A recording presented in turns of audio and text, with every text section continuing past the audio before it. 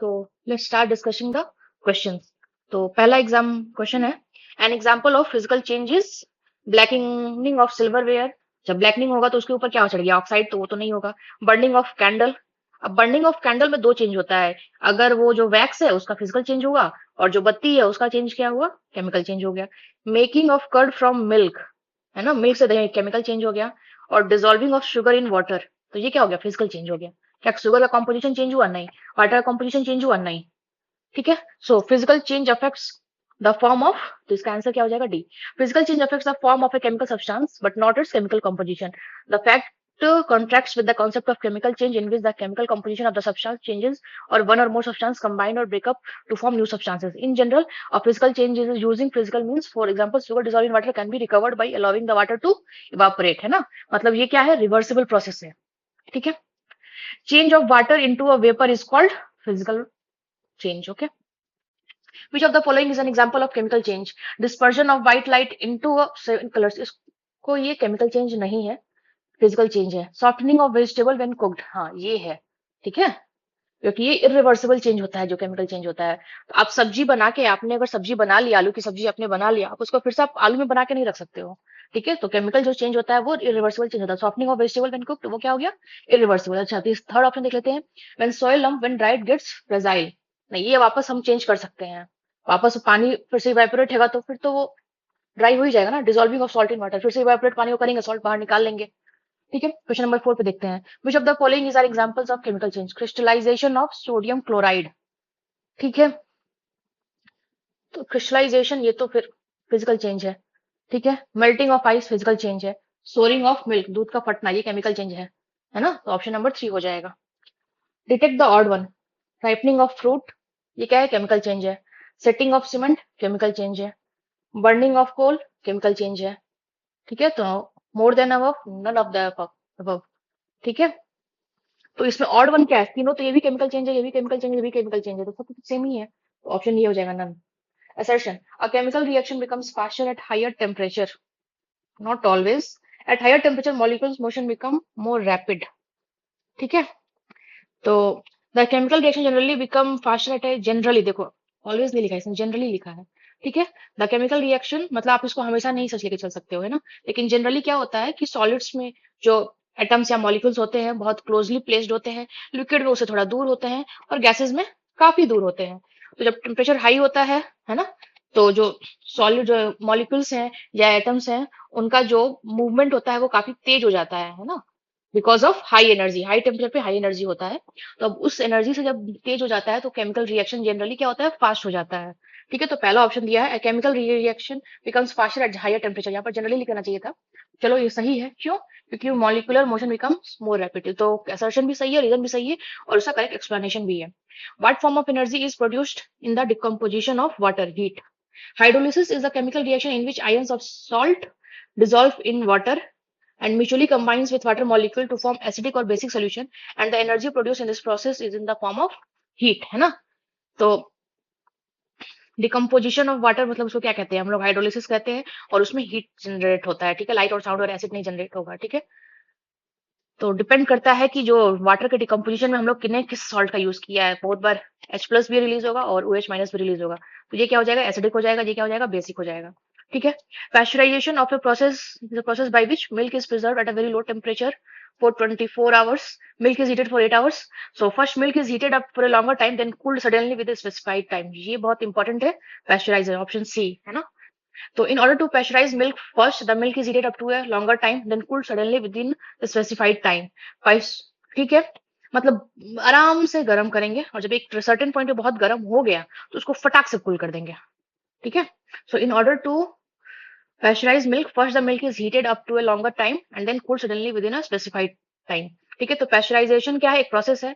एक जो Louis pasture जो साइंटिस्ट थे, उन्होंने 19th सेंचुरी में इसको इन्वेंट किया था।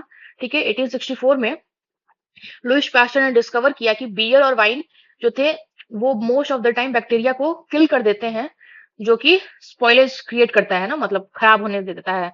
तो उन्होंने देखा कि ये ब्रेवरेज टर्निंग स्टोर हो जाते हैं, ठीक है, जो कि प्रिवेंट करते हैं। तो इन्होंने एलिमिनेट कर दिया पैथोजेनिक माइक्रोब्स और lowering microbial numbers to prolong quality of the beverage. मतलब क्या होता है ना, जब आप बहुत आराम से गर्म करते हो तुरंत कूल डाउन करते हो ना, तो जो बैक्टीरिया जो कॉज करता है, मतलब सड़ना खराब होना, है ना, वो उसी को मार देता है। अब उसी को मार देगा जो भी पैथोजेनिक माइक्रोब जो खराब कर देते हैं चीजों की क्वालिटी को, तो वो जिंदा ही नहीं रहेंगे, तो क्वालिटी ऑफ बेवरेज क्या हो जाएगा, लॉन्गर टाइम तक वो फ्रेश रहेगा। तो उसी को हम क्या कहते हैं, पेस्चराइजेशन ऑफ मिल्क। तो उन्होंने जिस प्रोसेस उन्होंने बियर और वाइन में चूना देखा था, वो सेम चीज उन्होंने किस पे अप्लाई कर दिया, मिल्क में। ठीक है, तो pasteurisation is related to dehydration of milk, नहीं गलत बात है, distillation of, fermentation of, sterilisation of milk, है ना। स्टरलाइजेशन में क्या होता है, जब हम लोग बहुत सारा जो सर्जिकल इंस्ट्रूमेंट भी होते हैं, डॉक्टर्स उसको स्टरलाइज करते हैं ना, बहुत जल्दी से गर्म करते हैं फिर तुरंत ठंडा कर देते हैं। तो मतलब क्या है, उसको बैक्टीरियल फ्री बनाते हैं, कोई इन्फेक्शन नहीं हो। वैसे यहाँ पर पैथोजेनिक माइक्रोब से उसको मार देते हैं, है ना, तो इसलिए स्टरलाइजेशन यूज होगा। ठीक है, तो क्या लिखा है, the pasteurisation is a process that kills microbes, mainly bacteria in food drinks such as milk and facilitates its preservation and safety. In this process, the milk is heated up to 63 degrees centigrade for 30 minutes or alternatively at about 72 degrees centigrade for 15 seconds to ensure that any harmful bacteria is not alive. है ना, मतलब झटका देते रहना है, ये कभी ज्यादा देके फिर अचानक से कम करके। ठीक है, which of the following is not correctly matched. ठीक है, तो पेस्चराइजेशन होगा टी का, गलत बात है ना ये। डिसैलिनेशन क्या होता है, सी वाटर, तभी तो नमक निकालते हैं वहां से। Reverse osmosis portable water. Denaturalisation protein, तो ऑप्शन डी हो जाएगा। ठीक है, फॉस्फेट, यहाँ पर क्या होना चाहिए था, टी की जगह मिल्क होना चाहिए था। Phosphate test is used for the analysis of milk, tea, water. चलो पढ़ लेते हैं फॉस्फेट टेस्ट के बारे में। So phosphate test is commonly used for the analysis of milk and dairy products. The alkaline phosphate is an enzyme normally present in raw milk, and it is inactivated in condition of heat treatment. The temperature of inactivation of ALP is slightly higher than the required for the destruction of pathogenic bacteria. So the ALP test in pasteurized milk is used to verify if the heating process of pasteurization is done correctly. So phosphate test is also used for checking the pollution of water. Acid, वो भी phosphate test भी acid भी हो जाता है। Acid phosphate test proves superior to standard phenotypic identification procedure for Clostridium और fringes, है ना। तो it is used as indicator to persistent fecal pollution as well as monitor the efficacy of water treatment process strain isolated from water. ALP test may also be used for checking quality of milk tea. It may be a reason that an ALP blood test is also used for screening diagnosis and monitoring the liver, bone disease, and other health conditions. Alkaline phosphate enzymes is present in many parts of the body, but it is primarily found in the liver, bones, intestine, and kidneys. ALP testing measures amount of enzyme in the blood. Abnormal levels of ALP can be caused by liver, bone condition, and other types of health problem, है ना। तो जो acidic होगा test, वो क्या करता है, acid phosphate test जो है ना, वो आइडेंटिफाई करता है क्लोस्ट्रीडियम पर फ्रिंजेस, है ना। तो ये दिखाता है कि वाटर ट्रीटमेंट जो भी मॉनिटर हम लोग कर रहे हैं वो कितना, उसकी जो इफिकेसी है वो कितनी है। ठीक है, चलो, because of impurities the boiling point of a liquid, है ना, वो इंक्रीज होगा, डिक्रीज होगा या इंक्रीज होगा, रिमेन साइलेंट, है ना, तो वो बढ़ जाता है। The boiling point of liquid और temperature at which its vapour pressure is equal to the pressure of the gas above it. When impurities are mixed with any liquid its boiling point increases. Give ए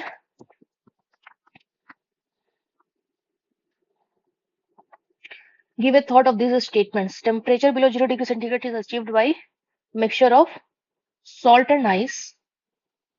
ये क्या है ना, ये गलत बात है ये। ठीक है, salt increases the freezing point of the ice and चलो, when some impurities is mixed with any liquid its boiling point increases, सही बात है। On the other hand, the freezing point generally gets lowered below 0 degree centigrade when ice is mixed with salt, है ना। It's mixture called freezing mixture, that is why, है ना। तो ये गलत हो जाएगा और ये सही हो जाएगा। ठीक है, तो जब भी हम किसी भी वाटर में अगर हम इम्प्योरिटीज मिलाएंगे, है ना, तो उसका बॉइलिंग पॉइंट बढ़ जाएगा और जो फ्रीजिंग पॉइंट है वो घट जाएगा। ठीक है, the amount of solute present pair per unit volume और per unit mass of the, है ना, the amount of solute present per unit volume or per unit mass of the solution upon solvent is known as composition concentration of the solution, है ना। तो solution upon solvent है ना, तो solute present per unit volume, solute per unit volume मतलब total volume में कितना वो सोल्यूट है उसको क्या कहेंगे हम, concentration of the solution. The amount of solute present per unit volume or per unit mass of the solution is called concentration of solution. The concentration of a solution is a measure of how much solute is present in a fixed amount of the solution or the amount of solute dissolved in a gas in a given mass or volume of solvent. Okay, आगे बढ़ते हैं. Question number 15. Addition of salt to pure water increases the boiling point of the water and decreases the frigidity. अभी हमने पढ़ा, ये सही बात है. When methyl alcohol is added to water, boiling point of the water decreases, है ना. तो हमारा पहला तो सही है, तो जिसमें जिसमें पहला नहीं है वो गलत हो जाएगा, तो सी नहीं होगा. ठीक है, अब डी और बी में तो हमारा ऑप्शन यहाँ पर ये भी सही ही होगा. When salt is dissolved in pure water, it increases the boiling point and decreases the freezing point of the water. चलो हमने ये तो पढ़ा है अभी. When methyl alcohol is added to the water, it decreases the boiling point of the water. This happens due to hydrogen bonding. तो due to hydrogen bonding जो boiling point है वो डिक्रीज कर जाता है जब मिथाइल अल्कोहल को मिला देते हैं हम पानी में. ठीक है. Milk is an example of gel solution emulsion suspension. Emulsion होगा, मिल्क जो है वो मिक्सचर है एक टाइप का. An emulsion is a collide of two or more immiscible liquids where more liquids contain a dispersion of other liquid. Milk an example of emulsion. Mishran is it is an example of an oil in water emulsion. Which of these is not a colloid? ये सारे होंगे. Milk, ice cream, blood, है ना. तो honey is not a colloid. At room temperature, honey is super cool liquid in which the glucose precipitates into solid granules. This forms a semi-solute solution of precipitated glucose or crystal in a solution of fructose and other ingredients. Or milk, blood and ice creams are colloids. ठीक है. Which types of colloidal system is expressed in the fog? Liquid in gas. चलो पहला option ही सही है. So when the water vapor in the air condenses to form small droplets of water, the fog formed. And when the temperature of air during winter season reaches near to dew point, the water vapor gets condensed around small particles of dust and remains suspended in the air because of their low weight. चलो, okay. Now question number 19 पे चलते हैं. Given below two statements, one is labeled as assertion, other is reason. A solution of table salt in a glass water is homogeneous. बिल्कुल सही बात है. A solution having different composition throughout is homogeneous. Different composition नहीं भाई, तो ये तो गलत स्टेटमेंट है. तो assertion is true and reason is false. Homogeneous solution have a same composition properties throughout the solution. None of these components involved in homogeneous solution can be detected or observed separately. A solution of table salt in a glass is what is a homogeneous solution. ठीक है, तो different composition of properties throughout the heterogeneous mixture हो जाएगा. ठीक है. If an question number 20, if an unsaturated sugar solution is prepared by mixing 100 grams of sugar with half liter of water, which of the physical quantities will not change? Mass क्या change होगा ना, हाँ change तो होगा. Density भी change होगा, concentration भी change होगा. क्या नहीं चेंज होगा? वॉल्यूम नहीं चेंज होगा. ठीक है. Water passes from the soil into the roots of a physical process called osmosis. शुरू में इसको पढ़ा था. ठीक है. The plants absorbs water from the soil with the help of root hairs through osmosis. The diffusion of semi-permeable था ना एक membrane. The diffusion of water molecules through a semi-permeable membrane is called osmosis. The water moves into root hair cell by osmosis as there is a high concentration of mineral sugars in the cells and a little water. This decreases the water potential inside the cells, so water molecules move down gradient into the cells, and the water can be moved by xylem in the transpiration stream throughout the plant out of its leaves. ठीक है. After cutting cucumber, if salt is added, then water comes out due to obvious reason osmosis. Same. ठीक है. Question number 23. During the process of osmosis, the solvent travels from the concentrated solution to the dilute solution. नहीं भाई, dilute से concentration की तरफ जाता है वो. ठीक है, तो पहला स्टेटमेंट ही गलत हो गया. तो ये भी गलत, ये भी गलत. ठीक है. In the reverse osmosis external pressure is applied to the नहीं external pressure is applied to the concentrated solution, तभी तो कॉन्सेंट्रेशन से डाइल्यूट में जाएगा. तो ये ऑप्शन हो जाएगा. Consider the following statements with reference to osmosis. If the semi-permeable membrane is placed between the solvent and solution, the solvent molecules will flow through the membrane from pure solvent to the solution. ठीक है, तो सही बात था वो. The process of flow of solvent is called reverse osmosis. गलत बात है. इफ द सेमी सॉल्वेंट, ठीक है, सेमी परमेबल मेम्ब्रेन सॉल्वेंट और सॉल्यूशन के बीच रख देगा तो सॉल्वेंट के जो मॉलिक्यूल्स हैं वो फ्लो करेंगे from pure solvent to the solution, है ना, लोअर कंसंट्रेशन से हाई कंसंट्रेशन की तरफ. This process of flow of मतलब डाइल्यूट से हाई की तरफ. This process of flow of solvent is called osmosis, not reverse osmosis. ठीक है. Which of the following process is not useful for purification of solid impurities? Distillation, sublimation, crystallisation. Crystallisation और sublimation तो सही बात है. तो distillation is action of purifying a liquid by a process of heating and cooling. ठीक है. Distillation is generally used for purification of liquid impurities while sublimation and crystallization are used for purification of solid. तो ये हमारे solid में use होता है, ये भी solid में, और ये किस में होता है, liquid में यूज होता है. The technique of chromatography is used in separate the substance from a mixture. Chromatography is a separation technique used to separate different components in a liquid mixture. The separation is based on the differential partitioning between mobile and stationary phases. Chromatography may be preparative or analytical. The purpose of preparative chromatography is to separate the components of mixture for more advanced use, and thus it is a form of purification. Process of solid Kapoor into a Kapoor vapor sublimation. Solid का vapour में directly convert हो जाने को क्या process कहते हैं, sublimation. ठीक है. A sample of any of the following substance disappears after substance when exposed to air like Kapoor, naphthalene and dry ice. This phenomena is called again sublimation. The conversion of solid directly into gas is sublimation. ठीक है. A mixture of sand and naphthalene can be separated by sublimation.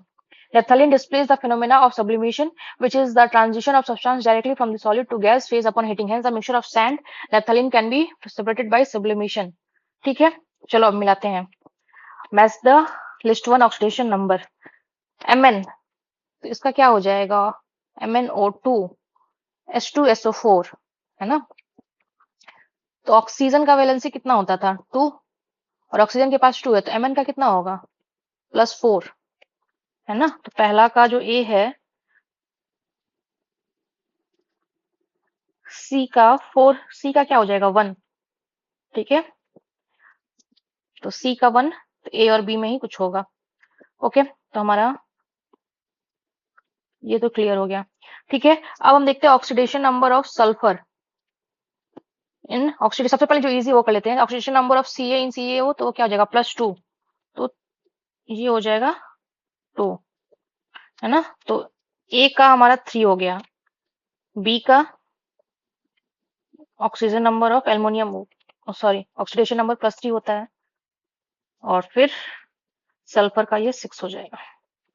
Sulphate है ना, सो 4 -2 होता है, तो ये क्या हो जाएगा, 4 दूनी 8, और 8 में से 4 2 गया 6. ठीक है. चलो आगे बढ़ते हैं. इन्होंने सही बात वही कर दिया है. ये एनसीईआरटी के सम है ना, एक्सरसाइजेस के ये सारे सम है. आप एक्सरसाइजेस खोल के एनसीईआरटी के कर सकते हो इसको, बहुत मुश्किल नहीं है. ठीक है. लेंदी है, मुश्किल नहीं है. ठीक है. It will take time, but it is not difficult. Which of the following slow down the reaction rate? Catalytic promoter, promoter मतलब तो बढ़ाएगा. Homogeneous catalyst, heterogeneous catalyst, none of the above. ठीक है. तो catalytic promoter accelerate करेगा. ठीक है. Reaction that facilitated by catalyst can be divided into two major classes: homogeneous catalyst and heterogeneous catalyst. Homogeneous catalyst is present in the same phase as the reactants. Heterogeneous catalyst is present in the different phase from the reactants. So ये दोनों क्या करते हैं, facilitate करते हैं, मतलब rate बढ़ा देते हैं रिएक्शन का. तो इसलिए ऑप्शन डी हो जाएगा. Example of corrosion is black coating of silver, तो सही बात है.